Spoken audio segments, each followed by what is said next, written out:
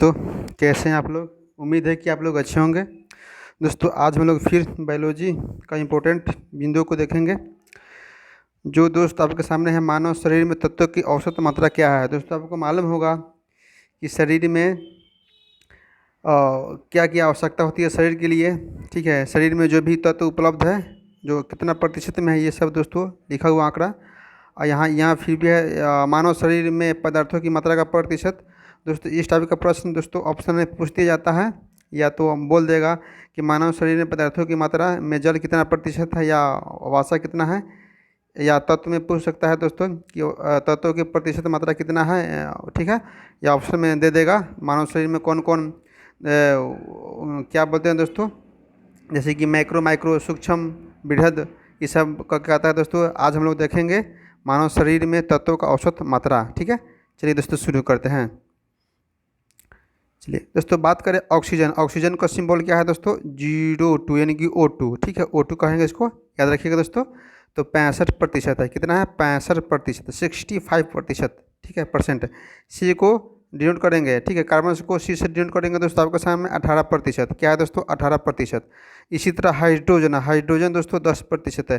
दोस्तों याद रखिएगा, ये सब प्रश्न हमेशा अगर कन्फ्यूजन में बना रहेगा, क्योंकि यहाँ परसेंटेज की बात है, कभी कभी रेंज में भी दे दिया जाता है, लेकिन आप इसको एग्जैक्ट याद रखिएगा तो लगभग आपको बनने की संभावना रहता है। ठीक है, तो चलिए आगे शुरू करते हैं। नाइट्रोजन, नाइट्रोजन को क्या से डिनोट करेंगे दोस्तों, N2 से डिनोट करेंगे। ठीक है, सूचित करेंगे 3%। क्या है दोस्तों, 3%। अब बात करें आपको कैल्शियम का, तो आपको मालूम है दोस्तों कैल्शियम का शरीर में कितना महत्वपूर्ण योगदान है हड्डी के लिए, तो 2%। ठीक है, यानी कि अगर कोई व्यक्ति उसका उम्र ज़्यादा हो जाता है तो हड्डी यानी कि कमज़ोर हो जाती है। ठीक है, चलिए दोस्तों देखते हैं फिर आगे।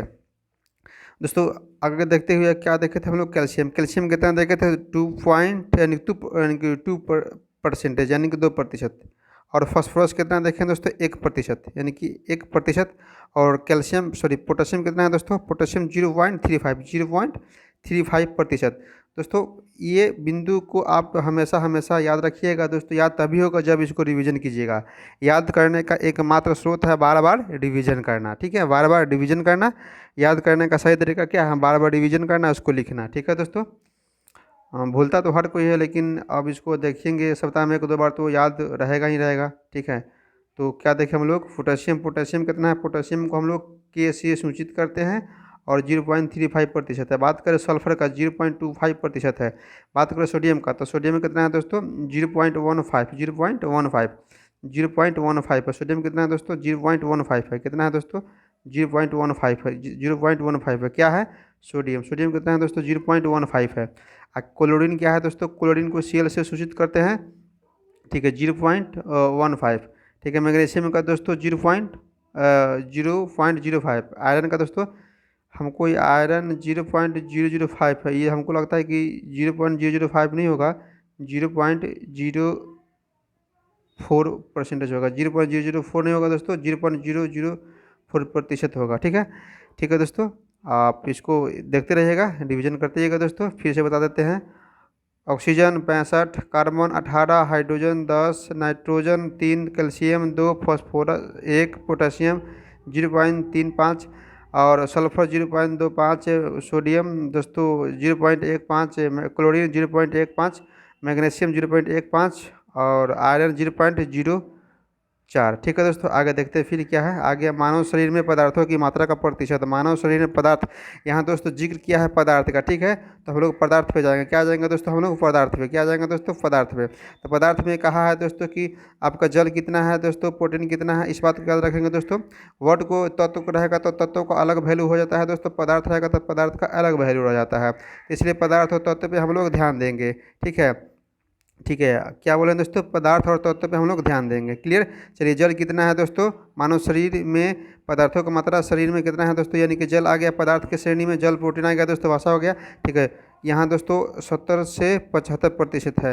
ठीक है दोस्तों, ये रेंज में है तो आपको 70 भी पूछ सकता है, 71 भी पूछ सकता है, 72 भी कर सकता है दोस्तों, 74 75 भी कर सकता है। इसको थोड़ा बहुत दोस्तों कहीं कहीं देखिएगा तो बुक्स में चेंजिंग भी आता है। इस बात को याद रखिएगा दोस्तों, आपको रेंज में याद रखना है 70 से 75%। ठीक है, बात करें प्रोटीन का कितना रहता है 15 से 17%। कितना रहता है दोस्तों प्रोटीन का 15 से 17%। कितना रहता है दोस्तों 15 से 17%। कितना रहता है 15 से 17% प्रोटीन रहता है। जल रहता है दोस्तों आपको 70 से 75। क्लियर। आइए आगे देखते हैं फिर क्या है दोस्तों, आगे आपके सामने है दोस्तों, देखिए आगे क्या है, यानी कि वासा कितना है दोस्तों 11 से 12%। कार्बोहाइड्रेट कितना है 1 से 2%। कार्बोहाइड्रेट कितना है दोस्तों 1 से 2%, 1 से 2%। ठीक है, कार्बोहाइड्रेट कितना है 1 से 2%। खनिज विटामिन कितना है दोस्तों 6 से 7%। ठीक है, याद रखिएगा दोस्तों, हमने क्या देखा है, मानव शरीर में पदार्थों की मात्रा, जल 70 से 75%, प्रोटीन 15 से 17%, वासा हो गया दोस्तों 11 से 12%, कार्बोहाइड्रेट हो गया 1 से 2%। ठीक है दोस्तों, आप इस बिंदु को याद रखेंगे दोस्तों।